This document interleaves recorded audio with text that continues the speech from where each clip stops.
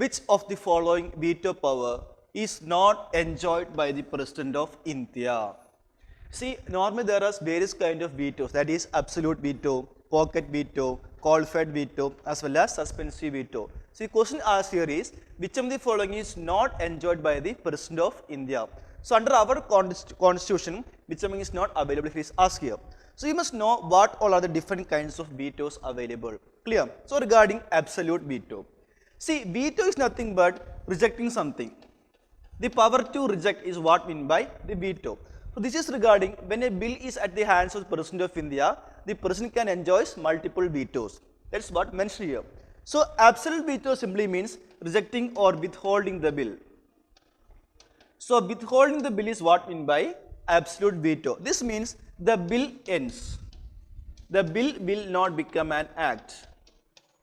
Bill will not become an act if the President of India enjoys or uses his or her absolute veto. The next is pocket veto. Pocket veto means the President of India is taking no action. The President of India does not sign, the President of India not reject, President of India not return. So without taking any action, he or she keeps the bill pending for an indefinite time. I repeat once again, regarding pocket veto, the President of India does not sign, does not reject, does not even return a bill also. So without taking any action, he or she keeps the bill pending for an indefinite time period. This is what meant by pocket veto. And suspensive veto. Suspensive veto means when a bill is at the hands of the President of India, he or she can return the bill. The President of India can return the bill for the consideration of the Parliament or legislature again. Simply means, see, Parliament passes a bill. Parliament sends the bill to the President of India for assent. So whenever a President of India uses his or her suspensive veto, this means President of India returned the bill back to Parliament again and saying that there are some kind of corrections needed, so please reconsider it. This is what meant by suspensive veto. And see, again if the Parliament passes the same bill with or without amendments with the ordinary majority itself, with the same majority itself, then the bill is again sent to the President, and now in the second case, the President of India must sign that bill. I repeat once again, once the President of India returned the bill for the consideration of the Parliament again, and after that Parliament passes it either with or without amendments and sent to President again, the bill is passed again by using the same ordinary majority only and not with a higher majority. Clear? And in this case, President of India must sign that bill. This is what meant by suspensive veto. And regarding qualified veto, these are the same mechanism. That is, legislature passing a bill, sending to the President of India returning the bill. Here the difference is, now the Parliament or the legislature must pass the bill again by using a higher majority. That is, in the first case, if Parliament passes by using a simple majority, then if the President returns the bill, and second cases, the Parliament must pass it by using a higher majority or maybe a special majority. This is what meant by qualified veto. So under suspensive veto, under reconsideration time, Parliament passed by using the same ordinary majority, but under qualified veto, in the second reconsideration time, the Parliament passed by using a higher majority. And see, this is not enjoyed by the President of India. Clear? So our President enjoys only absolute veto, pocket veto as well as suspensive veto, and our Indian President does not enjoy this qualified veto. But the President of USA enjoys this qualified veto. How means? In their legislature, in Congress or Senate, after the bill is being passed, sent to the President of USA for assent, and if the President of USA utilize his qualified veto, then the bill is sent back to the legislature again. Clear? And then if the legislature pass it by using a special majority or a higher majority or a 2/3 majority, the moment the legislature passes again by using a higher majority, the bill is considered to be passed. Even though in case of USA, after passing by a higher majority the second time, the President of USA signs or does not sign, the bill is considered to be passed. I repeat once again, take the case of USA legislature. Okay, USA passes a bill sent to the President of USA. President of USA enjoys this qualified veto. This means the bill is sent back to the legislature again. And now the legislature passes by using a higher majority. That is a super majority. The moment it is passed, the bill is considered to be passed.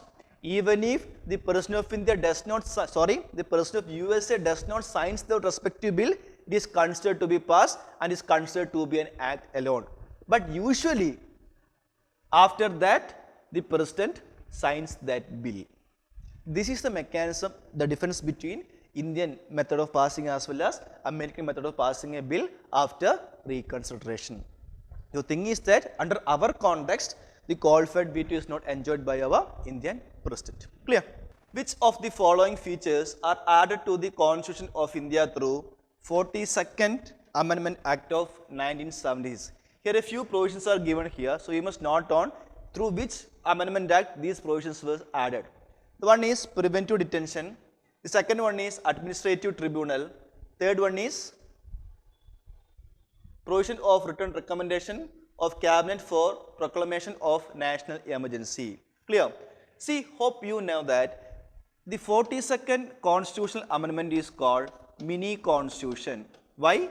Because a lot of provisions were added or amended. A multiple number of articles or schedules or many things were amended through this 42nd amendment. So this shows that multiple number of provisions was amended through this 42nd amendment.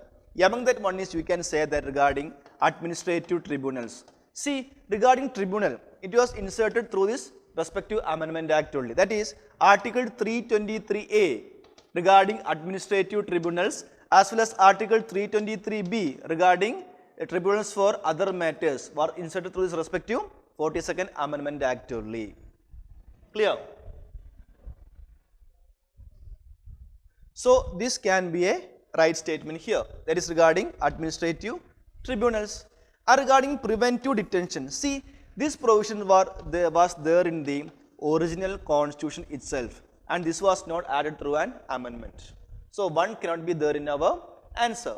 And regarding statement number 3, the provision of written recommendation of the cabinet for proclamation of a national emergency. And see, this was added by 44th Constitutional Amendment Act only. Clear? So the respect provision 3 was added by 44th Amendment Act. Then provision number 1, that is preventive detention, was there in the original constitution itself and only 2 was added by 42nd Amendment Act. So our answer becomes option B, that is 2 only. Clear? Option B, 2 only is our answer. Fine. Which of the following is or are the subjects in the concurrent list in the 7th schedule of the Constitution of India? Education, adoption and succession, forest, protection of wild animals and birds. We have to find out the correct answer. So you must know what is a concurrent list. For that you must know what is a 7th schedule. See, 7th schedule talks about various lists, that is union list, state list as well as concurrent list. So there are certain entries in the union list. Say example, defense or external affairs or communications or currency. So these are some of the entries under union list. This shows that regarding those matters, only the parliament is empowered to make laws as well as central government is empowered to make some executive decisions. So that's the domain of the union. That is matters under union list. And there are certain entries under state list, say example police or public order. In those matters, state has the powers to make laws. And under matters of concurrent list, both the parliament as well as state legislature is empowered to make laws. This is what I mean by the concurrent list. So under our 7th schedule, under concurrent list, which among these is added in the concurrent list is asked here. Options are education, adoption and succession, forest, protection of wild animals and birds. See, you will learn definitely that through 42nd Amendment Act, some subjects under state list were transferred to concurrent list. This is one of the most important topic or the most important fact you will learn during your polity preparation. That is through 42nd Amendment Act, 5 subjects from earlier state list were transferred through concurrent list through 42nd Constitutional Amendment Act. Those 5 subjects are very much important from exam perspective, from UPSC perspective. So those are education, forest and wildlife, next protection of wild animals and birds, next weights and measures, next administration of justice. So these are the 5 subjects which were earlier in the administration of justice. Simply means organization of courts other than Supreme Court as well as High Court is subject matter here. So these are the 5 matters which were earlier under state list, and now these are transferred to the concurrent list. So now currently those things are under concurrent list. See, this is one of the most important fact you will learn during your polity preparation. You must know these kind of the core important facts. Clear? And now see the options. See education. You have fine. It is in concurrent list. You may or may not know this one. Leave it. Forest, protection of wild animals and birds. So 1, 3 and 4 must be there in your option. See, the only option left is option D. So based on your existing knowledge, which you must know or you will know, you can easily answer these kind of questions. So answer this question is option D, that is 1, 2, 3 and 4, because all these are subjects under concurrent list only. Okay.